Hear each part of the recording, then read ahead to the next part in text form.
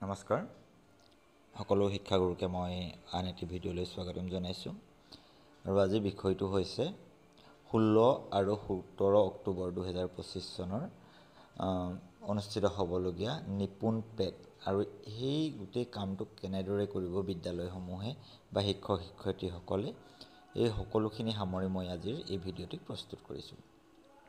আপোনালোকে ইতিমধ্যে এই নিৰ্দেশনাখন পাইছে যে 16 আৰু 17 তাৰিখে প্ৰাথমিক বিদ্যালয়সমূহৰ বা যিসমূহ বিদ্যালয়ত ক্লাছ 1 আৰু 2 আছে অৰ্থাৎ নিপুণ অসম বা FLN প্ৰযোজ্য হৈ আছে সেই বিদ্যালয়সমূহৰ প্ৰথম আৰু দ্বিতীয় শ্ৰেণীৰ ছাত্ৰ ছাত্ৰীসকলক লৈ এক নিপুণ পেট পিৰিয়ডিক এছেছমেণ্ট টেষ্ট অনুষ্ঠিত হ'ব আৰু সেইখিনি আমি সেই সন্দৰ্ভত এখন ইউটিউবৰ যি মিট বা ইউটিউব লাইভ আমাৰ 14 তাৰিখে অনুষ্ঠিত হৈ গৈছে ইতিমধ্যে। সেই অনুষ্ঠিত হোৱা ইউটিউবৰ যিখন লাইভ আছিলে সেই ইউটিউব লাইভত কোৱা নিৰ্দেশনা অনুসৰি যে আমাৰ মোবাইলত আমি এটা কি কৰিব লাগিব এপ ডাউনলোড কৰিব লাগিব ছুইফটছাট, যিটো হয়তো পূৰ্বতে কিছু স্কুলত বা বিদ্যালয়ত কৰা হৈছিল। ছুইফটছাটটো আপুনি কেনে ডাউনলোড কৰিবলৈ আপোনাৰ মোবাইলত থকা প্লে ষ্ট'ৰলৈ যাব লাগিব আৰু যদিহে আপোনালোকৰ অলৰেডি ডাউনলোডেড হৈ আছে বা ইনষ্টল হৈ আছে তেতিয়াহ'লে আপোনালোকে সেইটো এবাৰ আনইনষ্টল কৰি নতুনকৈ ইনষ্টল কৰিব। কেনেদৰে ইনষ্টল কৰিব মই দেখাই দিছোঁ। প্লে ষ্ট'ৰলৈ যাব, প্লে ষ্ট'ৰত আপোনালোকে লিখিব ছুইফটছাট SUWIFT ছুইফটছাট, এইটো আহিয়ে যায় দেখিছে। ছুইফটছাটত ক্লিক কৰিলে এইটো আহি গ'ল ব্লু গ্ৰীণ কালাৰৰ এইটো দেখিছে ছুইফটছাট। মোৰ যিহেতু অলৰেডি ডাউনলোডেড হৈ আছে গতিকে আপডেট দেখাই আছে, যদি আপোনালোকৰো সেইটো হৈ থাকিব পাৰে আপডেট এবাৰ কৰি দিব। মই আনইনষ্টল কৰা নাই যিহেতু আমাৰ বহুখিনি তথ্য ইয়াত অন্তৰ্ভুক্ত হৈ আছে, গতিকে আপোনালোকে এবাৰ যদিহে অ'পেন নহয় তেতিয়াহ'লে আনইনষ্টল কৰি ল'ব। অ'পেন কৰিব, অ'পেন কৰাৰ আগতে অৱশ্যে মই লগ ইন ইতিমধ্যে কৰি থৈছোঁ, আপোনালোকে লগ ইন কৰিব লাগিব। লগ ইন কৰিবলৈ হ'লে আপোনালোকৰ কেনেদৰে কৰিব লাগিব মই দেখাই আছোঁ আপোনালোকক। ইনষ্টল কৰাৰ পাছতে আপোনালোকে আপোনালোকৰ ফোন নাম্বাৰ দিব লাগিব, ফোন নাম্বাৰ দি OTP আহিব, OTP ইউজ কৰি আপোনালোকে লগ ইন কৰিব লাগিব। লগ ইন কৰাৰ পাছত আপোনালোকৰ এনেদৰে আহিব, তাতে আপোনালোকক এটা QR কোড দিয়া হ'ব। QR কোডটো এতিয়ালৈকে দিয়া হোৱা নাই, আমাক 16 তাৰিখে ৰাতিপুৱা বা দিব বুলি জনাইছে।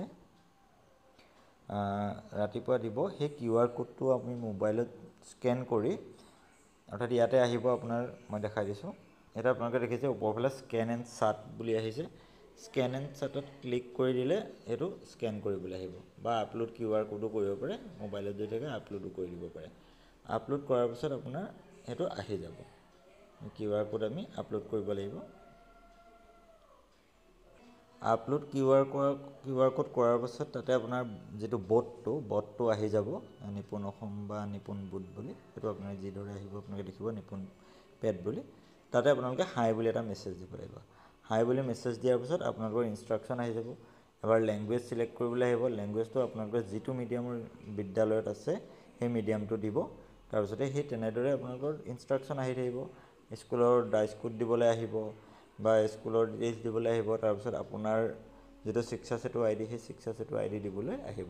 সেইখিনি অন্তৰ্ভুক্ত কৰাৰ পাছত আপোনালোকে ছাবমিট ৰেছপন্সৰ বা তেনেকুৱা ধৰণৰ এটা অপশ্যন আহিব।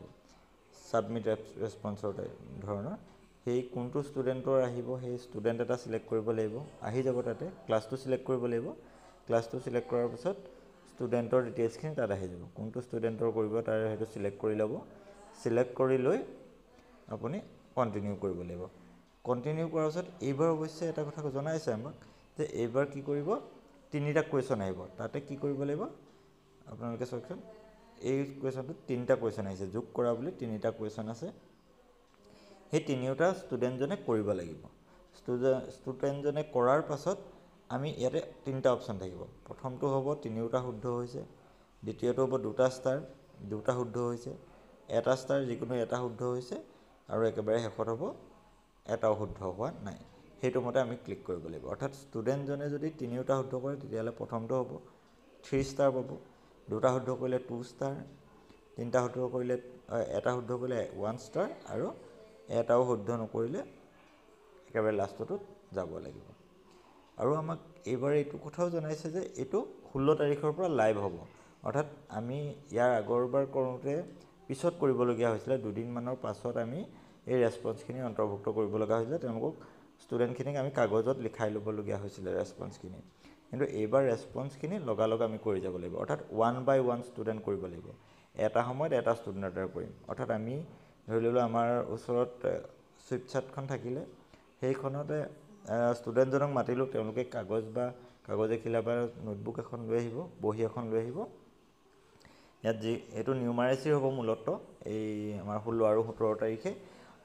ইয়াৰ পাছৰটো অৰ্থাৎ 30-31 তাৰিখে এইটো লিটাৰেচিৰ হ'ব বুলি আমাক জনাইছে। গতিকেলৈ নিউমাৰেচিৰ যিহেতু হ'ব, তেওঁলোকে বহি লৈ আহিব, বহি এখন লৈ অংককেইটা থাকিলে অংককেইটা তেওঁলোকক বহীত কৰিবলৈ দিব লাগিব।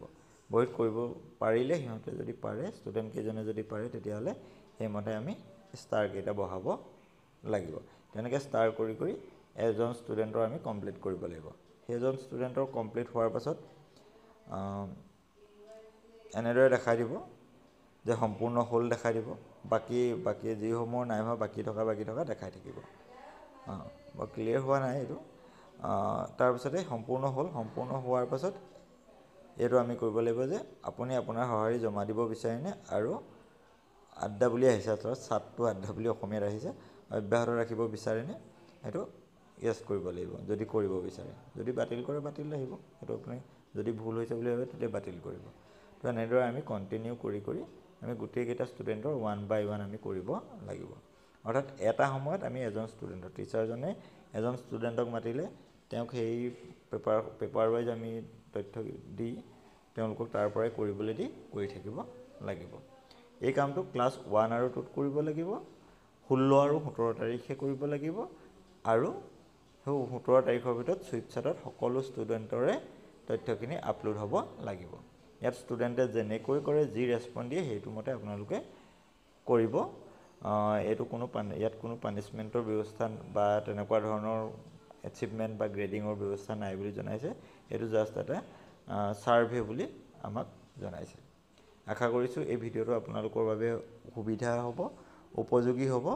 সঠিক আৰু যদি ইয়াতকৈ ভাল ভিডিঅ' লাগে বা এনেকুৱা ধৰণৰ ভিডিঅ' মই পাই থাকিবলৈ ইচ্ছা প্ৰকাশ কৰিলে আপোনালোকে মোৰ যি চেনেলটো ছাবস্ক্ৰাইব কৰি দিব, লাইক কৰিব, আৰু ভিডিঅ'টো ভাল হ'লে আপোনালোকে শ্বেয়াৰ কৰি দিব।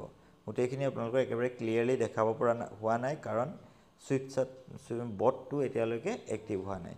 বটত সোমাই গৈ কৰিব পৰা নাই। কিন্তু ইউটিউবত যিটো লাইভ আছিলে তাৰে আলমত এই কথাখিনি কোৱা হ'ল। তো মূল কথাটো হ'ল যে আমাৰ যি 16 তাৰিখে, 16 আৰু 17 তাৰিখে নিউমাৰেচিৰ এটা নিপুণ পেড হ'ব, অৰ্থাৎ পিৰিয়ডিক এছেছমেণ্ট টেট হ'ব। অৰ্থাৎ 16 তাৰিখৰ পৰাই আমি সেই চুইফট চাৰ্টৰ জৰিয়তে যি তথ্য, সেই তথ্যসমূহ অন্তৰ্ভুক্ত কৰাৰ ব্যৱস্থা 16 তাৰিখৰ পৰা আমি কৰিব লাগিব, বিদ্যালয়তে কৰিব লাগিব। আৰু অৰ্থাৎ এজন ষ্টুডেণ্টক মাতি সেইজন ষ্টুডেণ্টৰ লগালগ আমি আপলোড কৰি যাব পাৰিম। আশা ৰাখিছোঁ ভিডিঅ'টো সহায়ক হ'ব। অলপমান দীঘলীয়া হওক তাৰ বাবে দুখিত। ধন্যবাদ জনাইছোঁ।